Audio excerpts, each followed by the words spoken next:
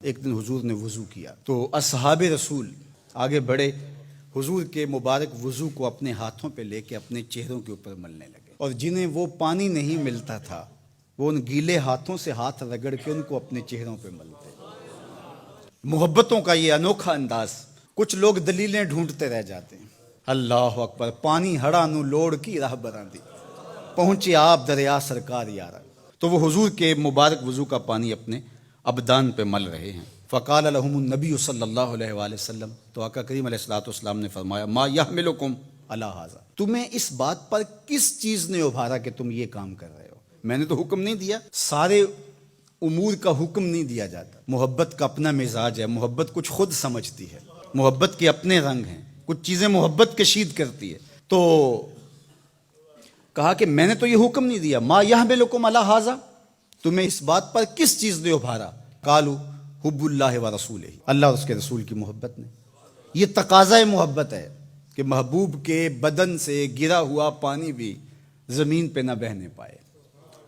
حضور علیہ الصلوۃ والسلام نے ایک دن پچنے لگوائے اور ایک صحابی کو کہا، جاؤ اس کو ایسی جگہ بہا آؤ جہاں کسی کے قدم نہ پڑے۔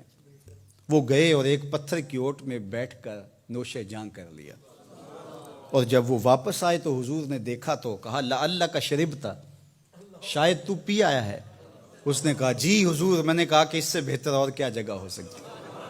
تو آقا کریم ناراض نہیں ہوئے بلکہ فرمایا، یا غلام قد حررت نفسک من النار، اے بیٹے تو نے اپنے آپ کو آتش دوزخ سے نجات دلا دی۔ تو حضور نے فرمایا، ما یحملکم علی ھذا، تمہیں اس چیز پر کس نے ابھارا ہے؟ تو انہوں نے کہا، اللہ اس کے رسول کی محبت نے۔ تو اب اللہ کے محبوب علیہ السلام نے اس کی نفی نہیں کی کہ یہ اللہ رسول کی محبت نہیں ہے، محبت کا یہ تقاضا ہے، لیکن دوسرا پہلو حضور نے یہاں واضح کر کے بیان فرمایا، اور یہ نبی کا منصب ہے۔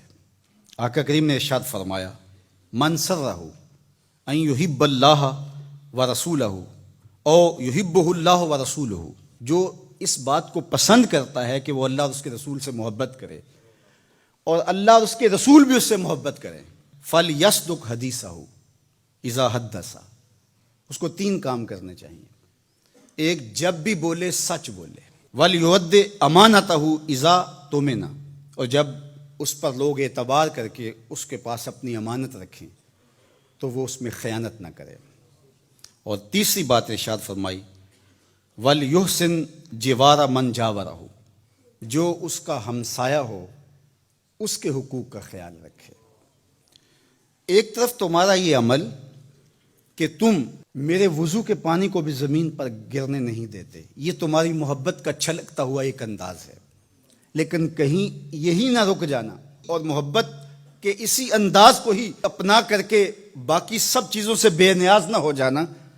تقاضۂ محبت یہ ہے کہ تم میرے بتائے ہوئے طریقے کے مطابق بھی چلو، اور یہ کام اگر تم 3 کر لو تو پھر تم سے اللہ بھی محبت کرے گا، اس کا رسول بھی محبت کرے گا، اور تمہاری محبت جو اللہ اس کے رسول کے ساتھ ہے وہ بھی معتبر ٹھہرے گی، کہ تم صرف کچھ انداز بجا لانے سے اپنی محبت کا انداز اختیار نہیں کرتے ہو، بلکہ حضور کے لائے ہوئے دین کو بھی تم اپنی روح تک اتار کر کے اپنی محبت کے حقیقی رنگ کو پیش کر رہے ہو۔ تو اب یہ 2 چیزیں ہمارے سامنے آئیں۔ کچھ لوگ تو اس طرح حضور علیہ السلام کی بات کرتے ہیں کہ سویر سے لے کر شام تک وہ حضور کی محبت، حضور کا پیار، حضور کا نام، حضور کے ساتھ عقیدت کا اظہار مثالی ہوتا ہے۔ ہم نے دیکھا ہے کہ حضور کا ذکر آ جائے تو ان کی آنکھوں سے آنسو ٹپکنے لگ جاتے ہیں، اور ان کا وجود حضور علیہ الصلوۃ والسلام کی محبت سے، حضور علیہ الصلوۃ والسلام کے پیار سے، حضور کی الفت کے نور سے بھرا ہوا دکھائی دیتا ہے۔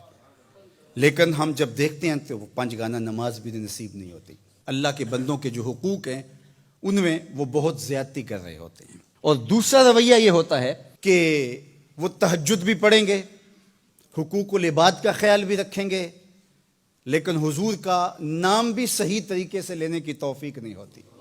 تو 2 پہلو ہیں، ایک طرف ادب مفقود، دوسری طرف عمل مفقود۔ حضور علیہ السلام نے کہا کہ تمہارا یہ عمل کہ تم میرے وضو کے پانی کو بھی زمین پر نہیں گرنے دیتے، اور دوسری طرف یہ کہ اگر تمہارا یہ عمل نہیں ہوگا تو پھر تمہارے اس عمل اور تمہارے اس رویے کی تحسین نہیں کی جائے گی، تو توازن کے ساتھ آگے بڑھنا چاہیے۔ آپ عمل میں بھی طاق ہوں اور عقیدت کے رنگ بھی آپ کے بشرے سے دکھائی دیں۔